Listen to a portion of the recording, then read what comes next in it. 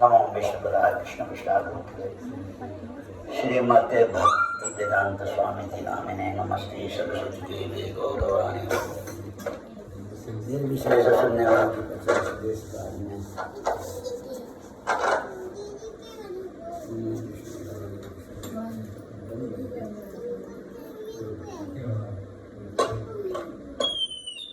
नमो विष्णुपदाय कृष्ण विष्णाभूतले श्रीमते भक्ति वेदांत स्वामी जी नामिने नमस्ते सरस्वती देवी गौरवाणी प्रचारिणे निर्विशेष शून्यवादी वच्चास्तेष्टाने गुरुवे गौरचंद्राय राधिका तदालय कृष्णाय कृष्ण भक्ताय तद्भक्ताय नमो नमः वंशकल्पतरुर्यस्य कृपा सिन्धुवैव च पतितानां पावनेभ्यो वैष्णवेभ्यो नमो नमः। जय श्री कृष्ण चैतन्य प्रभु नित्यानंद श्री अद्वैत गदाधर शिवासादि श्री गौर भक्तवृंद। हरे कृष्णा कृष्णा कृष्णा हरे हरे हरे राम राम राम हरे हरे। श्रील प्रभुपाद को जय, गुरु महाराज श्रील प्रभुपाद को जय।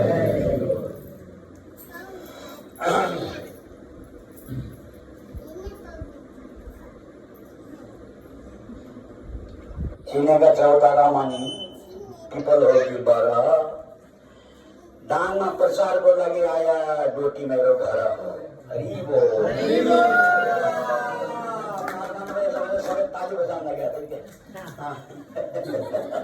काठमांडू प्रचार को लगे आया डोटी मेरो घर में सोए हरी बोल। तो और एक्चुअली मेरो घर डोटी हो डोटी जिल्ला और सेती अंचल सिलगढी नाम तपाईँले सुन्यो होला। त्यसै एरियामा मेरो घर हो, वहीं सिलगढीको नजिकै तलतिर हो दिपाइला। तो मैं बचपन में मेरो ऐसे इच्छा थी और जहाँ पनि कोही कथाहरू हुन्थ्यो भागवत हुन्थ्यो जहाँ पनि कथा सत्यनारायण कथा हुन्थ्यो। तो मेरो आमाले मलाई कहीँ पठाउनु जाओ सुन्नको लागि यो भनेर।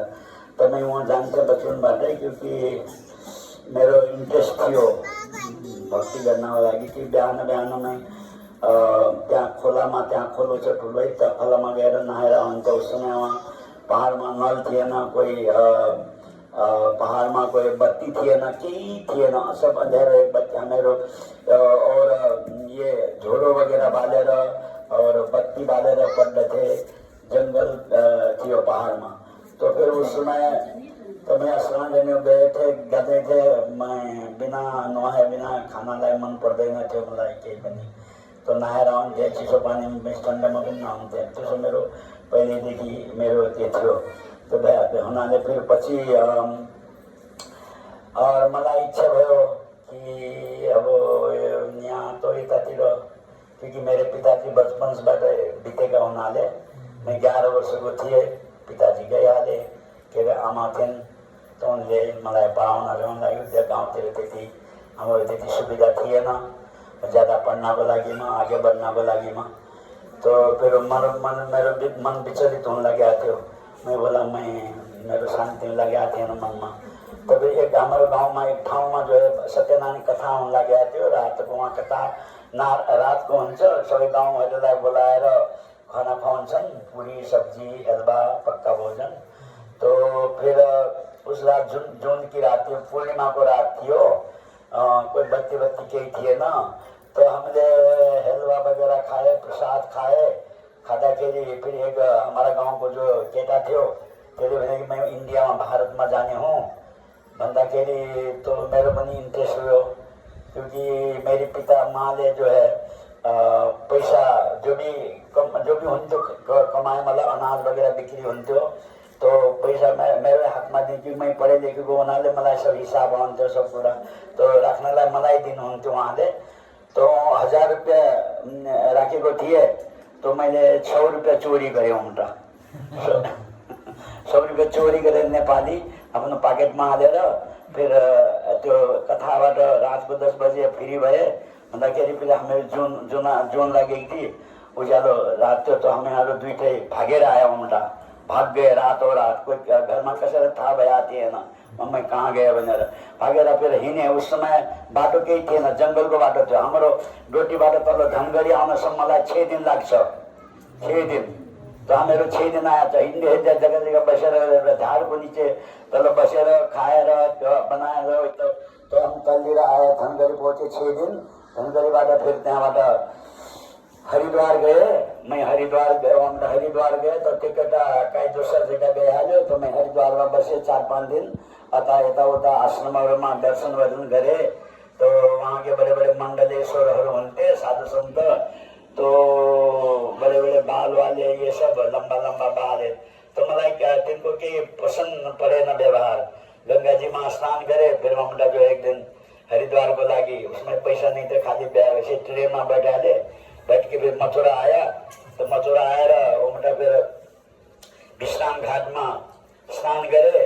तो विश्राम घाट स्नान गरे तो उमटा वृन्दावन वृन्दावन भनेर उनीहरू भन्न लागेका थिए। तो मैले पनि कृष्ण चरित्र में सुनेको थियो कि वृन्दावन जो है कृष्ण को लीला स्थल हो भनेर कृष्ण चरित्र में मेरो चाचाहरू पढ्दथे। तो मैले सुने हुनाले बाँधिन्छ गाई जुन गोठमा गोरु पुका होलिदिन्छ कहाँ, गाली गर्यो के भन्यो कसैले, हुर्मत उसैको सेदिन्छ पहिले। इस तरह से मेरो ये सब श्लोकहरू याद थियो कृष्ण चरित्रबाट, बचपनबाटै।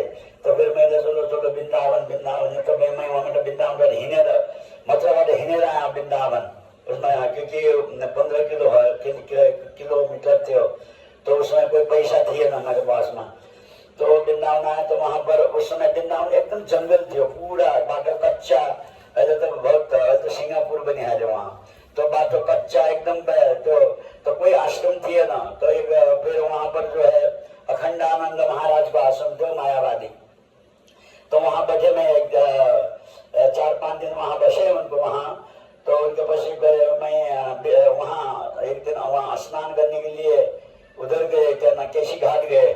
केसी घाट स्नान करे। फिर वहाँ मैं आया त्यो यता बांके बिहारी टेम्पल मंदिर, सबसे श्रेष्ठ मंदिर बांके बिहारी है वृंदावन में। वृंदावन के जो राजा है वो बांके बिहारी है, स्वयं प्रकट है। हरिदास ने उनको प्रकट किया था यदुवन ने। तो बांके बिहारी जी का दर्शन किया। उसमें कोई भीड़ थी ना, खाली खाली खाली सब बाटो सब खाली, सब कुछ खाली। दोपहर को 12 बजे आरती भएर आरती अटेन्ड गरेँ मैले त्यहाँ बाँके बिहारीमा।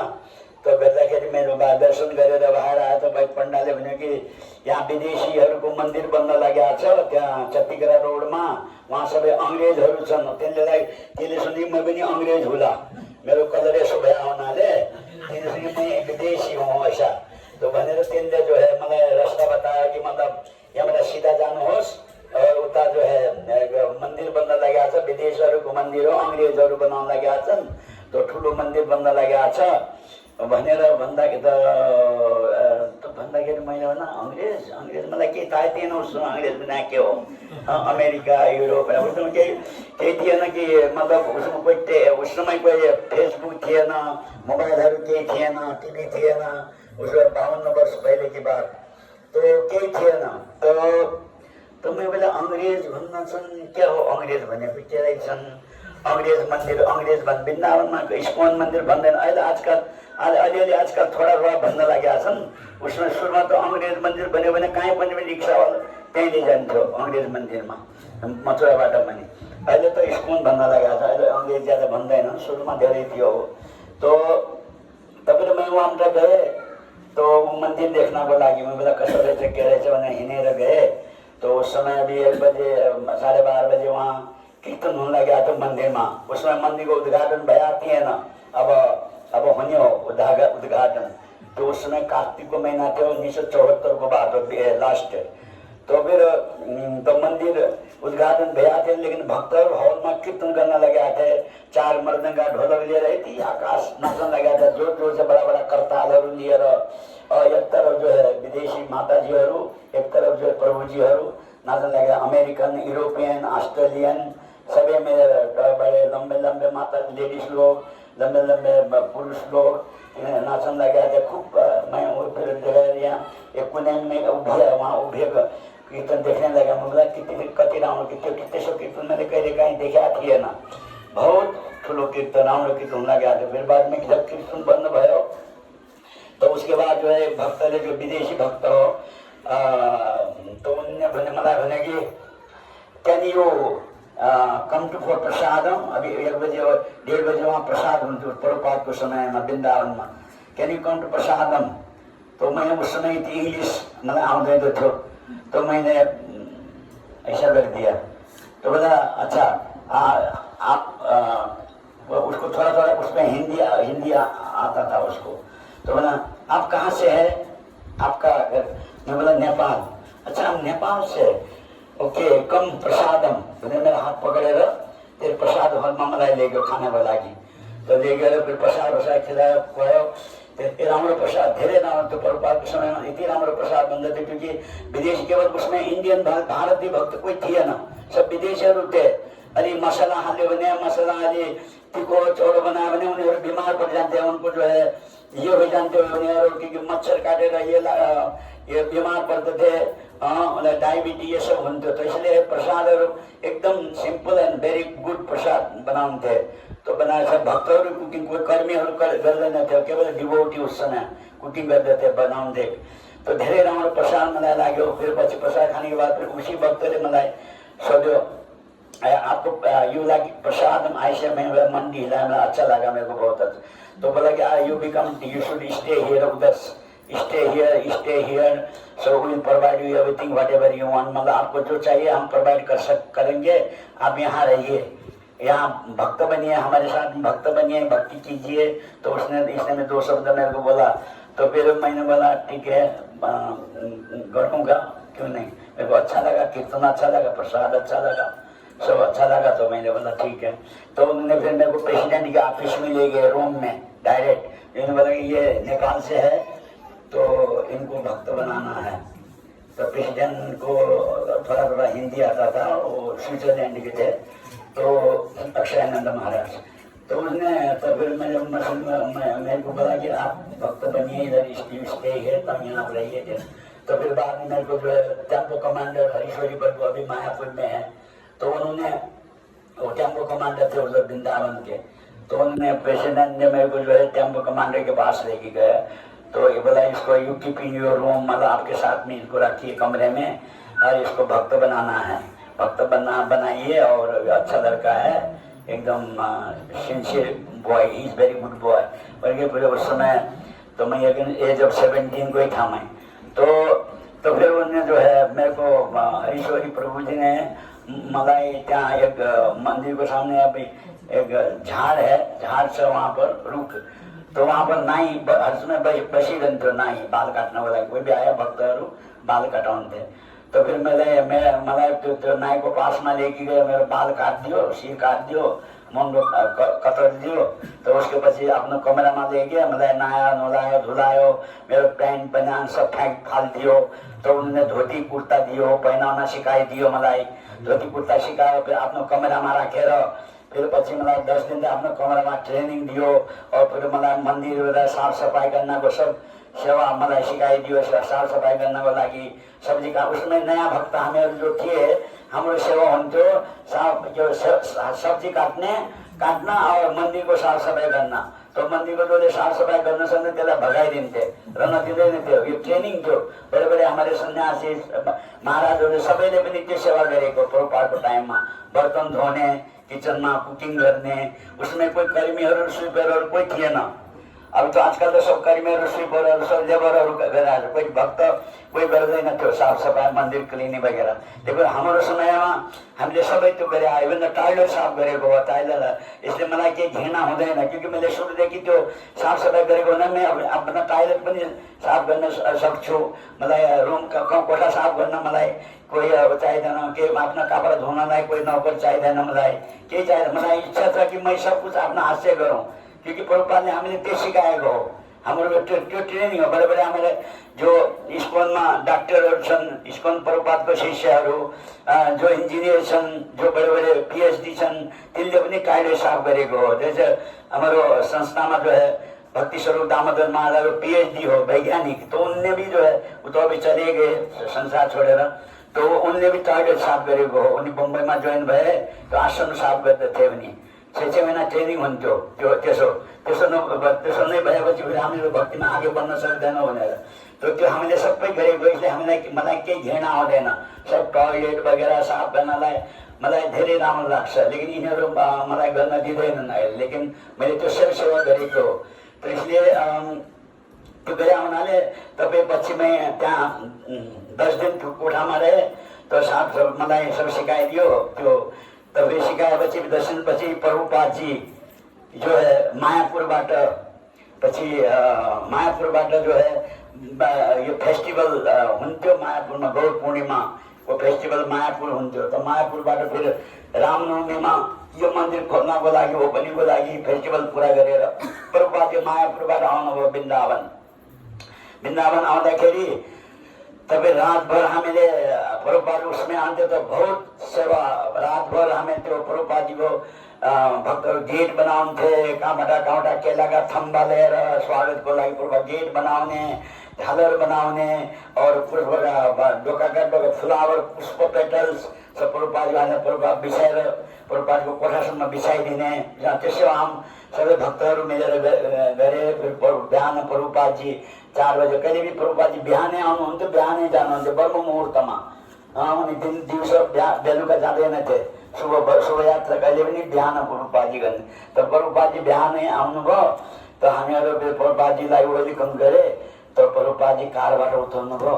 तो मेरो मन यति राम्रो लाग्यो। मैं बोला ये संत मैंने हरिद्वार में भी संत देखे आती है, दूसरा देखा लेकिन कोई मन पड़े ना। लेकिन प्रभुपाद जी देखे एकदम चमत्कार, प्रभुपाद को गोल्डन एकदम फ्रेश। हाँ जैसे जय प्रभुपाद। तो उतरेर फिर प्रभुपाद जी को साथ में मेरो प्रभुपाद को कोठामा गए। देखेर तो वहाँ प्रभुपाद जी बसेर सब भक्तलाई आशीर्वाद दिनुभयो और आशीष वचन उनले वहाँले गर्नुभयो। तो फिर प्रभुपाद जी फिर सब भक्त अपना अपना सेवा में बिहान चले गए। तो फिर एक दिन प्रभुपाद जी हर दिन फिर बिहान मर्निङ वाक जानुहुन्थ्यो, सुबह मर्निङमा वाकिङ गर्नको लागि। तो वाकिङ गर्न लागि वाकिङ गरेर 7 बजे प्रभुपाद जी वापस आउनुहुन्थ्यो मन्दिरमा। आएर फिर मन्दिरको 3 बार परिक्रमा गर्नुहुन्थ्यो प्रभुपाद जी। अहिले पनि त्यो प्रथा चालु छ मन्दिरमा, प्रभुपादजीको मूर्ति लिएर परिक्रमा गर्दछन्। तो गर्न पनि एक दिन के भयो भने तो बहुत सारे सन्यासीहरू साथ में प्रभुपाद को चल रहे थे। पूरा विश्व के सन्यासीहरू आए थे, 500 भक्तहरू। तो उस समय यहाँ कहीं जगह थिएन। उस समय हामीहरू खोगला आश्रम में जप करते थे। तो वहीं भक्तहरू वहीं बस्ते थे, वहीं प्रसाद बनाते, वहीं किचन वहीं हुन्थ्यो।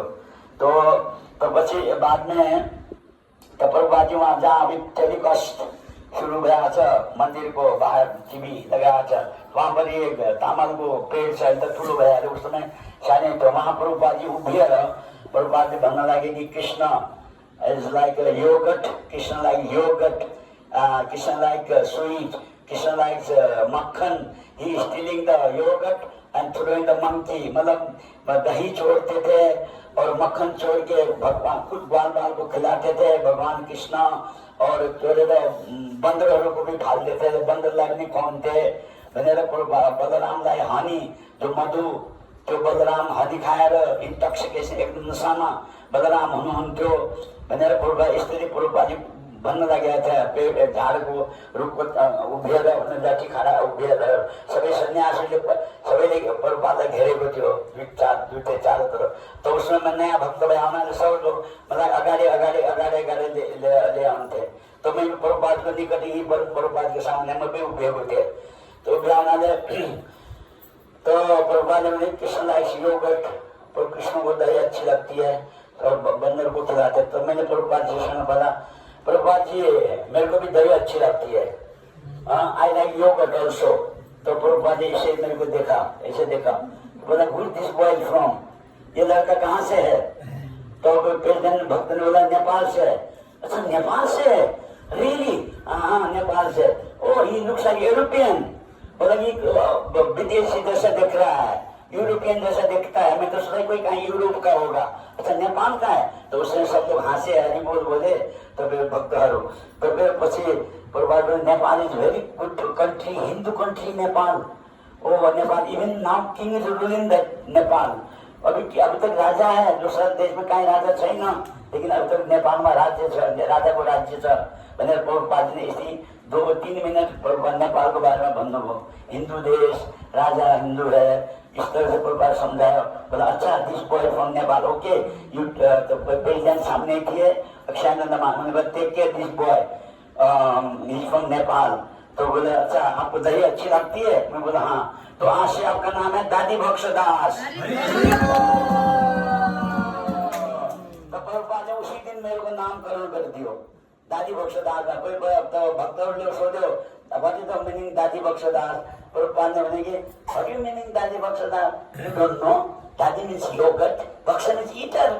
Krishna likes to eat yogurt, मतलब दही का मतलब है।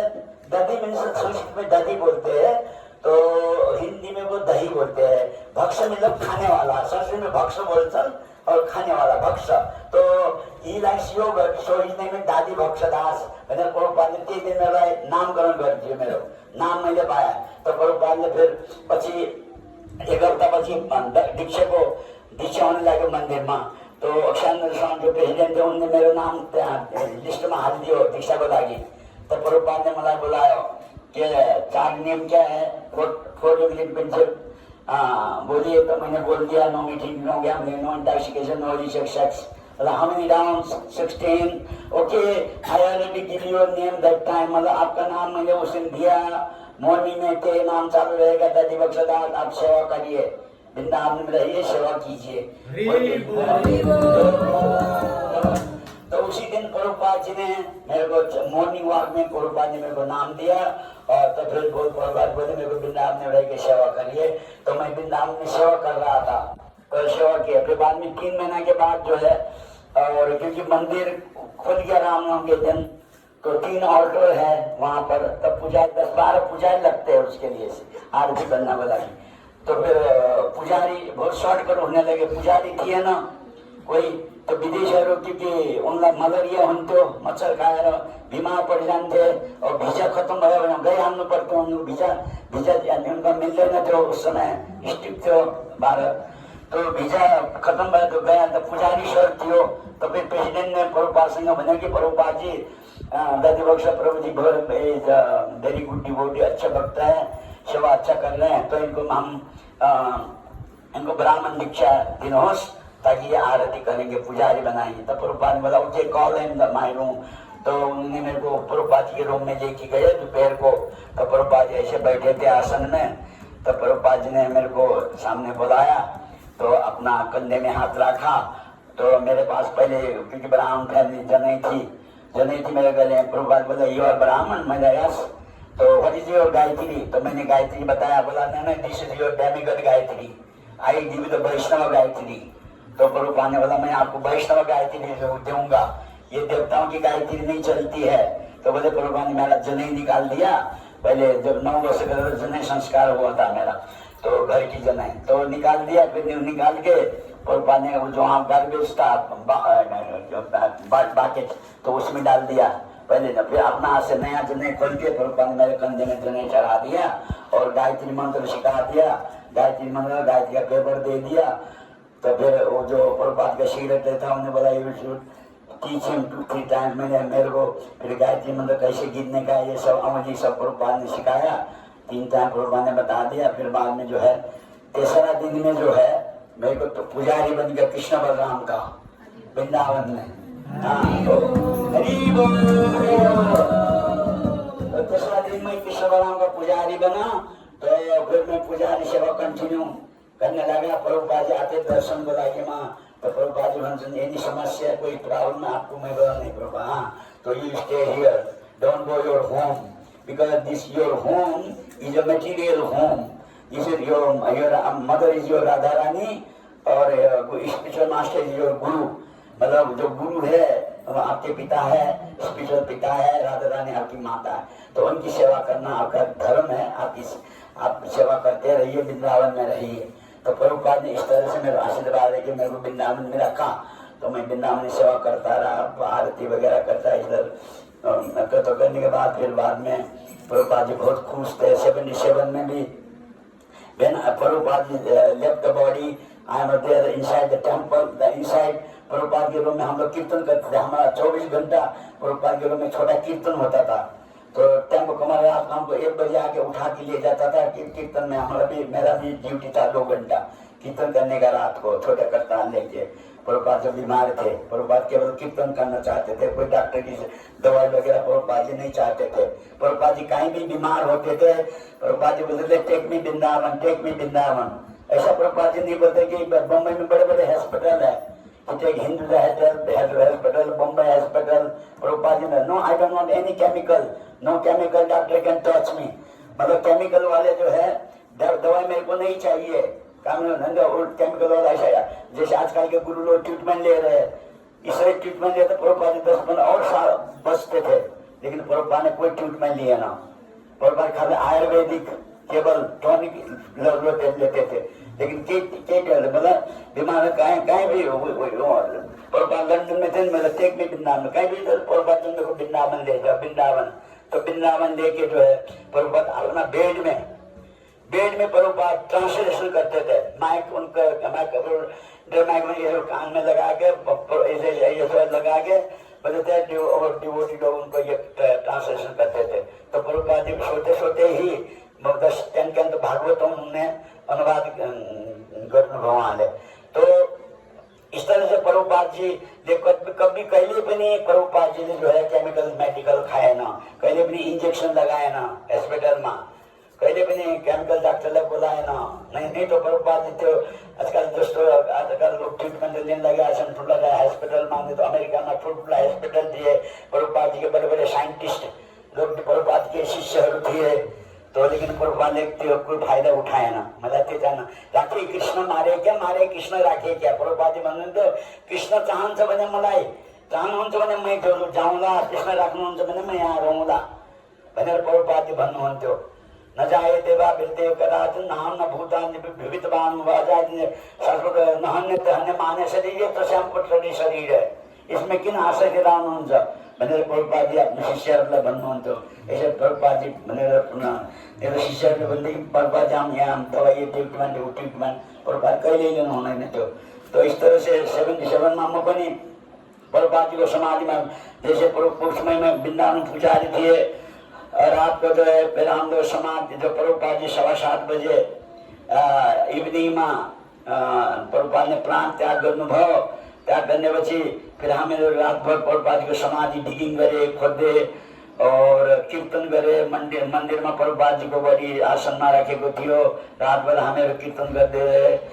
और फिर बिहान प्रभुपाद जीलाई त्यहाँ वृंदावन में जो हमारे 7 मंदिर छन् स्वयंभू है साक्षात। प्रभुपाद ने बोला कोई मंदिर न गए भने वृंदावन में आयो भने 7 मंदिर को दर्शन जरूर गर्नुपर्छ भने आज राधा मदन मोहन, राधा गोविंद जी, राधा गोपीनाथ, राधा दामोदर, राधा श्याम सुंदर, राधा माधव मोहन। इस तरह से 7 टेम्पल जो छन् स्वयंभू है। गोस्वामी लोगों ने स्वयं प्रकट गराएको मंदिर है। तो प्रभुपाद 7 मंदिरलाई धेरै मान्नुहुन्थ्यो, धेरै हर दिन वहाँ गएर दर्शन गरेर आउनुहुन्थ्यो प्रभुपाद जी, राधा रमन। तो इस तरह से जो है तो प्रभुपाद जी जब शरीर छोड़े तो बिहान नहीं तो प्रभुपाद जी को परिक्रमा गर्नलाई 7 टेम्पल दर्शन गराउनलाई हामीहरू लेकी गए। तो उस समय मर्दंगा बजाउँथे, मर्दंगा मैले यहाँलाई फोटो पनि देखाएको थियो मेरो। मैं ढोल में बजाएर प्रभुपाद जी को लेकर गया था रास्ता में। तो इसीलिए तो ये प्रभुपाद जी कृपा मलाई प्राप्त भएछ। इसलिए प्रभुपाद जी भन्नुहुन्थ्यो Bombay is my office, Vrindavan is my home, Mayapur is my worshipable place. Mayapur मेरा पूजा स्थल है, बम्बई मेरा ऑफिस है, वृंदावन मेरा घर है। तो प्रभुपाद जी भन्नुहुन्थ्यो ऐसे मलाई पनि प्रभुपाद की कृपा भयो हुनाले बम्बई मेरो ऑफिस। हाँ, पहले 79 में फिर मैं बम्बई गए तो वहाँ मैं मेंबरशिप डायरेक्टर था, ये वाइस प्रेसिडेंट था बम्बई में। तो इसलिए Bombay is my office, Vrindavan is my spiritual home, क्योंकि वृंदावन में मेरे जन्म भएको आध्यात्मिक जन्म। और ये नेपाल इज मटेरियल जन्मभूमि है। तो लेकिन वृंदावन मेरा होम है। इसी हिसाब से प्रभु का आशीर्वाद से मेरो वृंदावन में होम बनेको छ, स्पिरिचुअल होम, आश्रम प्रभुपादको कृपाबाट। त्यो पैसा कहाँबाट आयो मलाई केही थाहा भएन, अटोमेटिकली अहिले पनि कहाँबाट आउनु लागेको छ मलाई केही थाहा भएको छैन। आफ्नै आप प्रभुपाद जहाँ जरुरत छ वहाँ प्रभुपाद मलाई दिन लागेका छन्। मलाई केही प्रब्लम छैन। तो यो गुरु कृपा ही केवल हो। गुरु कृपा परम्परामा गुरु कृपा तपाईँले स्वीकार गर्नुहुन्छ भने तो भगवान प्रभुपादजी परम्पराको द्वारा अपने आप गुरु त्यसलाई आशीर्वादको लागि गुरु त्यसलाई केही पनि कमी गर्नु हुँदैन। तो इसलिए मैं इतना भाग्यशाली थिए, उस समय इतने नेपालीहरू धेरै थिए, कोही पनि प्रभुपाद से दीक्षा लिन पाएन, दीक्षा लिन सकेन। तो लेकिन मलाई दीक्षा पाया, मेरे भाग्यमा थियो कि पिछले जन्म में मैंने कुछ ऐसे पुण्य कर्म किए होगा। तो इसलिए ये जन्म प्रभुपाद जी या शुद्ध गुरु पवित्र गुरु फंडराचार्य इस्कॉन के वो मेरो गुरु, मैंने गुरु मेरो मलाई मैले पाया। तो ये मेरो भाग्य हो। केवल एकमात्र प्रभुपाद को डिसाइपल शिष्य वृन्दावन में बसेको केवल दलिभक्ष दास हो। यो प्रभुपाद जी कृपा मलाई भया हो। इसलिए मलाई सबै लोग मान्दछन्।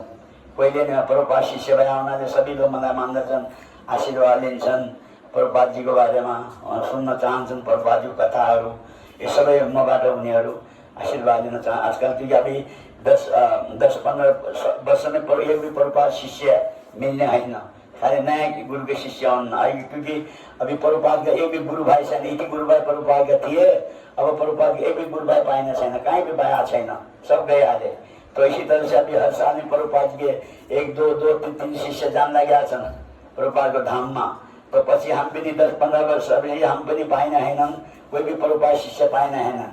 तो इसलिए सब लोग प्रभुपाद के शिष्य को दर्शन गर्नु बहुत दुर्लभ छ भनेर सबैहरू हामीलाई धेरै मान्दछन्। तो लोकनाथ महाराज आफ्नो शिष्यहरूलाई भन्छन्, प्रभुपाद शिष्यलाई पाउन दुर्लभ, कहीँ पनि प्रभुपाद शिष्य तपाईँले देख्यो भने उनकी सेवा गर्नु और उनको जो है जरूर मान्नु भनेर आफ्नो क्लास भन्नुहुन्छ नि महाराज लोकनाथ स्वामी। तो इस तरह से तो आजकल प्रभुपाद शिष्य को बहुत मान्यता छ। प्रभुपाद शिष्य परिवारलाई कहीँ पनि फ्री रहना, फ्री खाना, सब व्यवस्था, परिप्रसादम हामीलाई धेरै स्वागत गर्छ, आउनलाई गाडी दिन्छन्, लैजानलाई ये सब व्यवस्था भएको छ हामीहरूको प्रभुपाद शिष्य भए हुनाले। त्यसो यो मेरो जीवन हो। ठिक है, हरे कृष्ण।